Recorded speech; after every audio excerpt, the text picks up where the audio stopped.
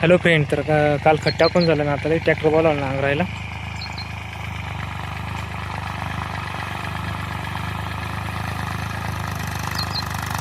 नांगर पण चालू आहे आता. आणि इकडं बागाला खत पण टाकू राहिलो बागाला.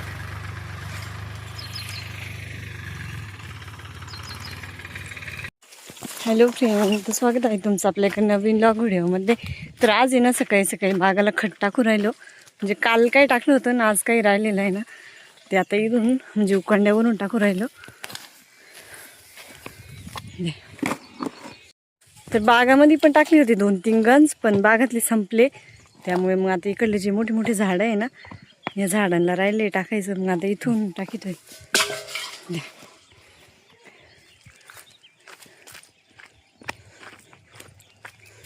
मिस्टर भरून देते आहे आणि मी मामांकडे नेऊन देते. मामा येते परत पुढं. त्यांचं चाली घरी स्वयंपाक शिवण्याला बघून.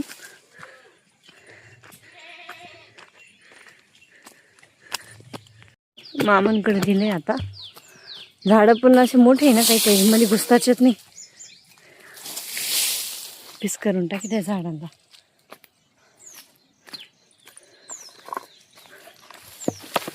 खत आहे ना बघा किती भुसभुशीत आहे. हे बघा मिस्टर भरते. कोंबड्यानीच केलेलं आहे. औषध टाकल काय टाका काय खताला आला काय म्हणे. त्यांचं तर औषध टाकायचं. हा, ते असं मोबाईलवरती फोन येत राहतो. शेतीला कसं कसं म्हणजे सोयाबीन पीक कसं घ्यायचं किंवा मकाचं पीक कसं घ्यायचं असं फोन येत राहते ना. पण हे खत बघा कसं भुसभुशीत आहे. आणि हे खत आहे कोंबड्यांमुळे झालेलं आहे बरं का. नाही तर असं ओलचट खत राहतं. कधी कधी खतांमध्ये ना अशी ढेपड निघत्या. हे बी तर असं ओलचट आहे ना असं. आणि हे कोंबड्यांनी ना इतकं भुसभुशीत केलेलं आहे ना, डायरेक्ट पावडर केलेली खताची. असं हे करा बरं. हा हा, आले आले. मामा आवाज देत आहे. आणि म्हणजे हे खत आहे ना, भरायला सोपं, न्यायला पण सोपं, हलकं जड नाही लागत. आणि पांगवायला पण सोपं. ते वल्ल कसं न्यायला जड लागतं, भरायला पण असं म्हणजे ताकद लागते जास्त. हे भुसभुशीत असं पटपट भरतं. किती मस्त आहे ना, एकदम पावडरी वाणी. हे पाहिलं किती भारी. तर मला एक बोलायचं होतं मित्रांनो. तर ज्या शेतकरी मित्राची तर कोंबड्या आहे ना, त्याला नक्कीच फायदा होतो. कारण की कोंबड्या काय करत्या, इथं उकंड्यावरती ना चरायला येत्या. आणि मग चरता चरता असं खत आहे ना पायाने पीस करून देत्या. आणि इथं पण तेच केलं आहे, कोंबड्या इथं चरायला यायच्या. आणि कोंबडीनी ना सगळं खत असं विस करून दिलतं, पांगून दिलतं. त्यामुळे ते ढिल्लं झालं. नाही तर असं वलचट राहत, आपण वल्ल शेणटोकर कसे आणून टाकतो तसं. 1 वर्षाने काय झालं, कोंबड्या नव्हत्या, पूर्ण वल्ल खत होतं, असं भले भले ढेपडं निघायची. तर यावेळेस ना कोंबड्या इथं चरायला यायच्या. आणि मस्त ढिल्लं ढिल्लं मोकळं पण झालं होतं खत. त्यामुळे मग आम्ही डोक्यावरतीच टाकलं निमुनीच्या बागाला. इथं जवळच आहे ना. काही ट्रॅक्टरने टाकलं होतं तिकडच्या साईडने, रस्त्याच्या बाजूनी. तर तिकडून काही ट्रॅक्टरने टाकलं. आणि इकडच्या झाडांना कमी आलं होतं थोडंसं.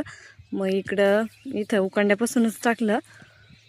आणि ते बी मोकळं असल्यामुळं काही वाटलं नाही टाकायला पण. म्हणजे कोंबड्या असल्या ना एवढा फायदा होतो. आणि प्रत्येकाच्या घरी कोंबड्या असतील शेतकरी मित्रांच्या इथं, तर कोंबड्यांचा एवढा मोठा फायदा होतो. आणि शेणखत पण मस्त होऊन जातं ढिल्लं मोकळं. किती मोकळं आहे. पहिले आता दताळाने ओढते आहे.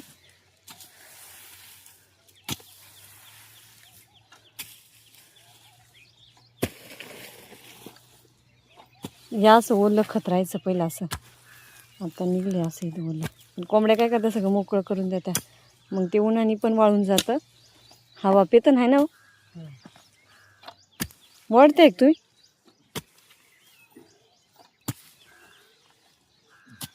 तर आता सगळं खत टाकून झालंय.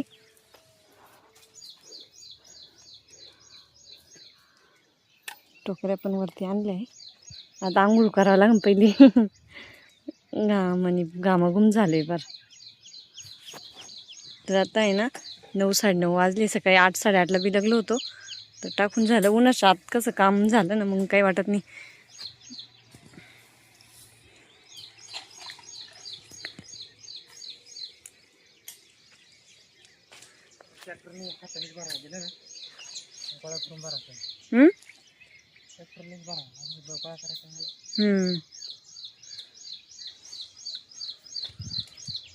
तर अजून रानात काही मक्का आहे ना, ती मक्का निघली काही पूर्ण खत टाकून द्यायचं आहे रानामध्ये. तिकडं मक्का आहे ना, विहिरीपाशी मका आहे, त्या मक्काच्या रानामध्ये टाकायचं आहे. पहिले असे ढेपडं निघायचे, अब इथं निघलेले असे ढेपड निघायचे. मग ते धड भरता येत नव्हतं आणि पांगवता पण येत नव्हतं आणि असं वल्ल खत भरायला पण जड जातं, वाहायला पण.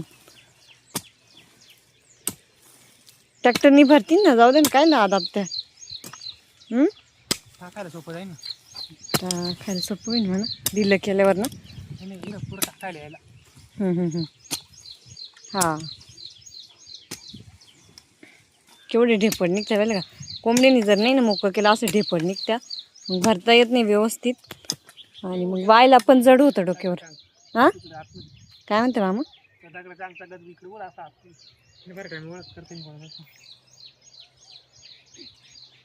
दोन